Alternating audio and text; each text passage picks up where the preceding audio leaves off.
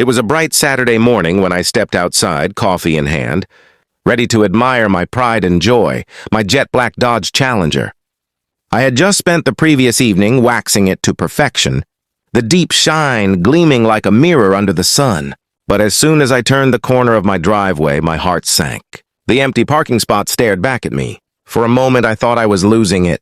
Maybe I'd parked it on the other side of the house. I checked. Nothing. My car was gone. Panic hit me hard. That Challenger wasn't just a car, it was my dream. My reward after years of hard work. I immediately called the police to report it stolen, pacing back and forth as the dispatcher asked questions. Then I noticed something strange. Security cameras mounted near the HOA office across the street. I knew they recorded everything. I walked into the HOA office, but the moment I entered, I was greeted by that familiar shrill voice.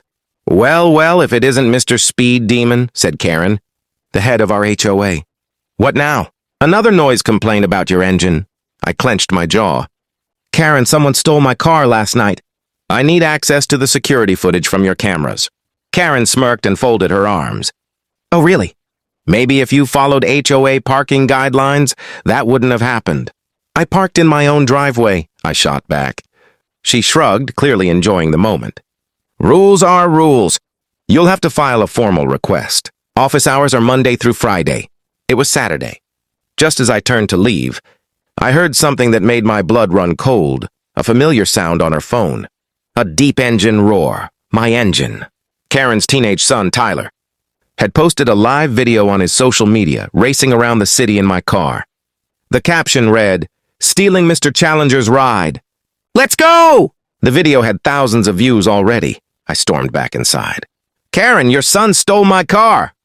Her face went pale for a moment, then she scoffed. "Don't be ridiculous. Tyler would never—" Before she could finish, her phone buzzed again. A breaking news alert popped up. "Police chase involving stolen Dodge Challenger. Live on TV." We both froze. The car on the screen was unmistakably mine. The moment the news alert flashed on Karen's phone, she gasped. The live broadcast showed an overhead view from a police helicopter. A black Dodge Challenger speeding down the freeway, swerving between lanes with squad cars tailing behind.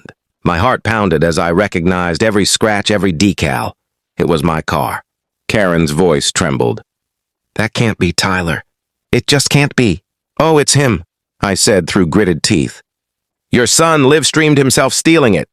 Within seconds, I had the news stream open on my own phone. Reporters were narrating the chaos as if it were an action movie. "This high-speed pursuit has been going on for nearly 20 minutes now. The suspect, believed to be a teenager, is driving a stolen Dodge Challenger registered to a local resident. Police are deploying spike strips ahead." Karen sank into her chair, pale and shaking.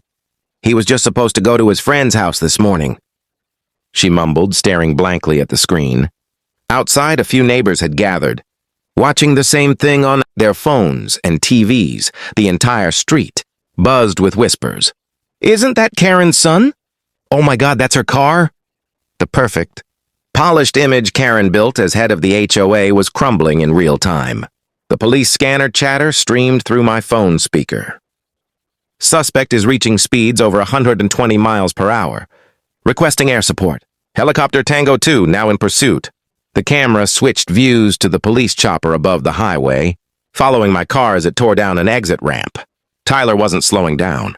My Challenger fishtailed dangerously, smoke rising from the tires. I could hear the newscaster's voice growing urgent. "The suspect appears to be losing control. He just ran a red light." "Oh, that was close." I turned to Karen. "You need to call him. Right now." She fumbled with her phone, dialing his number with trembling fingers. "Tyler, pull over, please! You're on live TV. There are helicopters." Her voice cracked. "You're going to ruin everything." All we heard in return was muffled music and the roar of my engine. Then, a loud bang came through the broadcast. My car hit a divider, bounced off, and kept going. Sparks flew from the front bumper. Karen screamed, covering her mouth. The helicopter camera zoomed in as Tyler lost control, skidding across 3 lanes before clipping another car. The Challenger spun out violently, tires shredding. "Suspect has crashed. Repeat, suspect has crashed." My knees went weak. Karen dropped the phone, her face ghost white. The reporter's voice faded as paramedics rushed in on screen. My dream car was destroyed, her perfect world shattered. The helicopter footage cut off as police and emergency. Crews swarmed the crash site. I stood frozen in Karen's office, the air thick with silence. Neighbors were outside, murmuring, recording, gossiping. For once, Karen, the queen of complaints, had nothing to say. I finally broke the silence. I told you your son stole my car. Now look what happened. Karen blinked rapidly, her hands trembling. I didn't know he'd actually take it. He said he just wanted to borrow it for a video. I thought he was joking. Borrow? I snapped. He hotwired it. That's grand theft auto, Karen. Tears welled in her eyes, but I couldn't tell if it was guilt or fear. She grabbed her keys and rushed toward the door. I have to go to him! The drive to the crash site was a blur. Police cars blocked off the highway exit, blue lights flashing against the asphalt. Smoke still curled from my Challenger, now twisted metal and shattered glass. The once flawless car was completely wrecked. My heart clenched seeing it like that. Paramedics lifted Tyler onto a stretcher. His face was scratched, his arm in a makeshift sling, but he was alive. Karen sprinted toward the ambulance, shouting his name. Tyler, oh my baby! Officers immediately intercepted her. Ma'am, you need to step back, one said firmly. Your son is being taken into custody once he's cleared by medical staff. Karen's jaw dropped. Custody? He's just a kid. This was a mistake. The officer's tone hardened. Ma'am, he's facing multiple felony charges. Grand theft auto, reckless endangerment, evading police, property damage. I cut in, unable to stay silent, and destruction of my property. He could have killed someone. Karen turned on me, eyes red and wild. You think I don't know that? You think this is easy for me? No, I said coldly. But it's justice. As the ambulance pulled away, she slumped against a police car, staring blankly at the ground. Her perfect suburban world had finally crashed, literally. The same woman who fined neighbors for having slightly off-white, Fences now had a son who led a citywide police chase. A detective approached me, clipboard in hand. Mr. Carter? We'll need you to sign a report and provide your vehicle details. The car's impounded as evidence for now. I nodded numbly. Do what you have to. That night I sat at home in silence, watching the replay of the chase on the evening news. Every channel played it. Local teen steals car taken down by police helicopter, and every clip showed the HOA sign right in the background. Karen couldn't hide from this anymore. A month later, the small-town courthouse was packed. Reporters, neighbors, and even members of nearby HOAs had come to see the infamous Karen case. The incident had gone viral online. Memes, news articles, and talk shows all covering how the HOA queen's son stole a neighbor's car and got taken, down live by a helicopter. Karen, once feared for her endless rule enforcement, now walked through the courtroom with her head low. Her sharp attitude was gone, replaced by exhaustion and shame. Tyler sat beside her at the defense table, his arm still in a cast, wearing a nervous expression. I sat behind the prosecutor, silently watching. The memory of my destroyed Challenger still burned in my mind. The insurance covered part of it. But the loss went deeper than money. It was personal. The judge entered and everyone stood.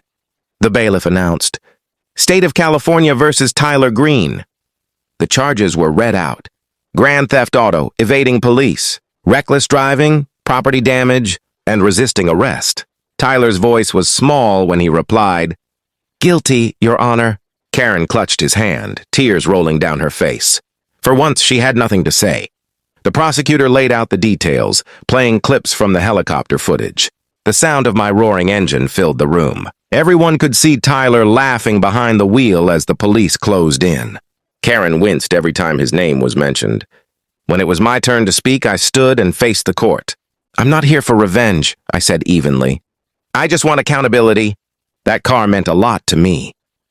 But what matters more is that someone could have died. Tyler needs to understand that actions have consequences. And no one, no matter who their mother is above the law. Karen looked at me then, not with anger, but something closer to guilt and regret.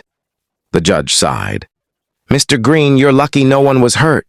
You'll serve 12 months in a juvenile facility and perform 200 hours of community service. Then, the judge turned to Karen. And As the HOA president, perhaps it's time you remember that rules apply to everyone, even in your own home. Karen nodded silently. After the hearing, as everyone filed out, Karen approached me. "I'm sorry," she whispered. "For everything. The fines, the arrogance, the car. You didn't deserve any of it." I nodded slowly. Maybe now you understand what it feels like to lose control. Weeks later, I replaced the Challenger with a new one. As I pulled into my driveway, Karen waved politely from across the street.